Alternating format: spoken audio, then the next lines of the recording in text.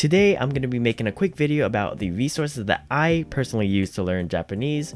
And so it's going to be broken down into 3 parts: methods and ideas, tools and software, and then websites and other resources. So let's go ahead and jump straight into that. So at the core of my methodology is that of Stephen Krashen, which is we learn language by receiving comprehensible input. And the core basis of it that I've understood is by receiving comprehensible input, we will inherently gain the ability to recognize patterns and grammatical patterns and acquire the ability to speak the language. Following that is refold. I'll be making some videos on how I've gone about refold in a future video, so I won't go too far into it, but basically refold is a roadmap for immersion learning and provides a very, very detailed way of going about it for anyone that's trying to learn a language or acquire a language. And then lastly is going to be the Heisig, or a way of learning kanji is I use a lot of mnemonics. And so doing my studies, mnemonics help me a lot in remembering the kanji, and mixing that with Anki and SRS, it has made my kanji learning experience much better and easier in my opinion.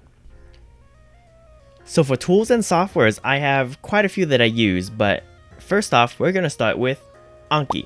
So anyone that's learning a language should know what Anki is, but in case you haven't heard of Anki yet, it is a spaced repetition flashcard system that allows you to time when you're going to technically forget a card based on an algorithm that they calculated.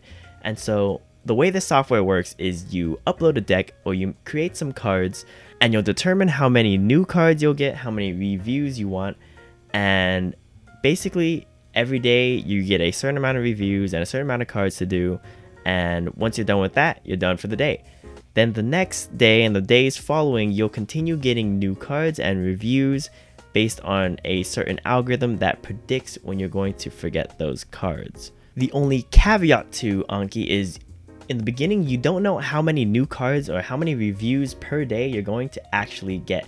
So an easy way that you can calculate how many reviews you're going to have by the end of 2 weeks is to take the amount of new cards that you're doing and then multiply it by 7. I didn't do the calculation, I took it off of Refold, but they say that if you multiply that number by 7, you'll get an accurate amount of number of reviews per day that you'll have to do. So if you're doing 10 new cards per day, you'll have 70 reviews at the end of 2 weeks. If you're doing 20 new cards per day, you'll end up with 140 new cards at the end of 2 weeks. And so oftentimes beginners in Anki end up learning too many flashcards and then get overwhelmed and then stopping the entire SRS, and that is the stopping an SRS is the worst thing that can happen, because all of your cards that you have been trying to remember will slowly get lost in your memory, and you'll have to start all over again for that process. Currently, I am experimenting, however, with a different way about reviewing Anki in terms of front loading everything. So learning a lot of stuff in the beginning and then just letting reviews taper off. So stay tuned for that, but that's a topic for another video. So the next tool that I use is MPV. So why would I have a video player on here? Well, the thing that makes MPV unique is that you can upload scripts and automate many processes with it. So for example, the main thing that I use it for is something called subs to SRS, allowing me to create flashcards for my content in mere seconds at the click of a button. So things like that and other processes it allows you to do, it allows you to set your own custom settings, and it's just very nice in my opinion for learning a language. The only caveat to MPV, however, is that you do have to manually set up everything, and it doesn't have a graphical user interface, making it to where you have to make your own text files and do all your configuration that way. If that really scares you, then it can be very off-putting, but I recommend anyone that has a computer to try to install MPV and use it for language learning.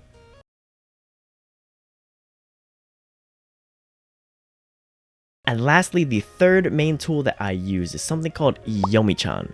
So if you don't know what Yomi-chan is, it's basically a free browser extension on Chrome and Firefox, I believe, that allows you to search up basically any word that you're reading online that's in Japanese or kanji. The way that you do that is you import a dictionary into Yomi-chan in the extension, and then all you have to do is click Shift, hover over a word, and then a dictionary definition will pop up and you'll be able to browse through it and even create flashcards for it. So it just makes the process very easy and allows you to maintain immersion while you're doing your active immersion. Now after that, I do have a couple of mentions that I need to include in here because they're also very important. So a graded reader that I use is Link. So it basically allows me to upload text files or PDFs and read them in Japanese easily by just clicking on the words to select the definition, and it color codes everything, allowing me to read Japanese fairly easy. And so I like that about Link, and that's why I use Link. There are other softwares you can use out there for that, but Link is my chosen one for that. The others are Jiro Jisho, which is an Android-based Subster S sentence mining tool I just recently found, and it's really nice. I really like it. And then a couple of other command line tools such as FFmpeg, YouTube DL, and then recently Subs to CIA, which is a condensed audio tool maker. And lastly, the third part of the video, websites and other resources that I use. So starting off first, I'll talk about italki. So what is italki?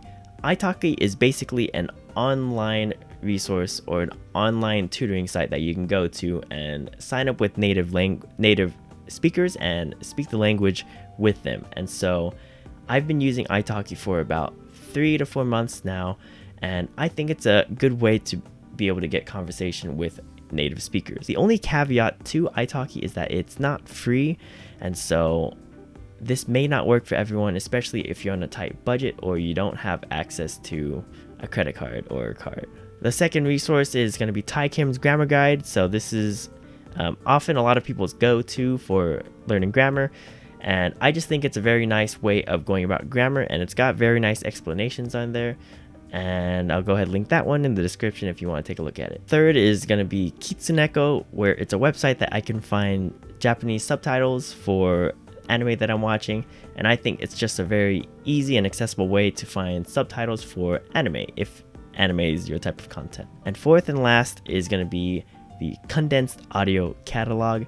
Recently I've been getting into condensed audio because I do think it is pretty nice to be able to skip a lot of the action scenes or a lot of the fights in anime. It just makes your audio much more condensed and more effective. So that's about all the resources that I use. I didn't go into too much detail for any one of them, but if you're interested, let me know down in the comments below if you would like to see how to use one of these resources. I do plan on making a future video on how I use these resources to consume my content and how I go about learning that, so stay tuned for that. But anyways, good luck on your studies out there, and I'll see you again in a future video.